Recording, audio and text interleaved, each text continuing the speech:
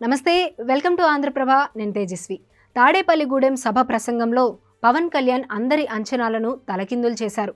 ఎప్పుడూ లేని విధంగా సూటిగా స్పష్టంగా తన సందేశాన్ని టీడీపీ జన సైనికులకు అటు వైసీపీ వారికి కూడా అది క్లియర్గా అర్థమైంది. పవన్ ప్రసంగం రియాక్షన్స్ కూడా అదే స్థాయిలో ఉన్నాయి.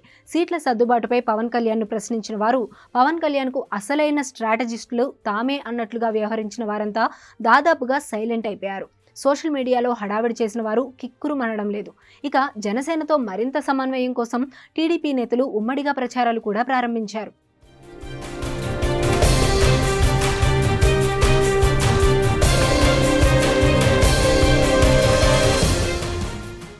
టీడీపీ జనసేన కలిసి నిర్వహించిన జెండా సభలో పవన్ కళ్యాణ్ స్పీచ్ అసలు గురి లక్ష్యాన్ని తాకింది.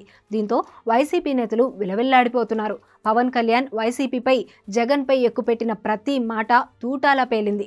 తాను తీసుకున్న సీట్ల సంఖ్యపై వ్యాఖ్యలు చేస్తున్న వారికి గట్టిగా సమాధానం ఇచ్చారు జనసేనాని.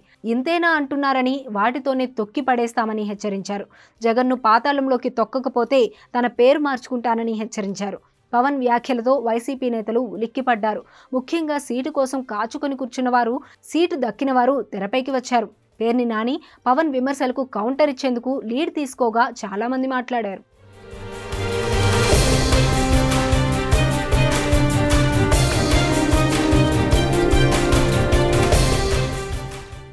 ఓ ముఖ్యమంత్రిని పట్టుకొని అలా ఎలా మాట్లాడతారని ఆగ్రహంతో కూడిన ఆవేదన వ్యక్తం చేశారు.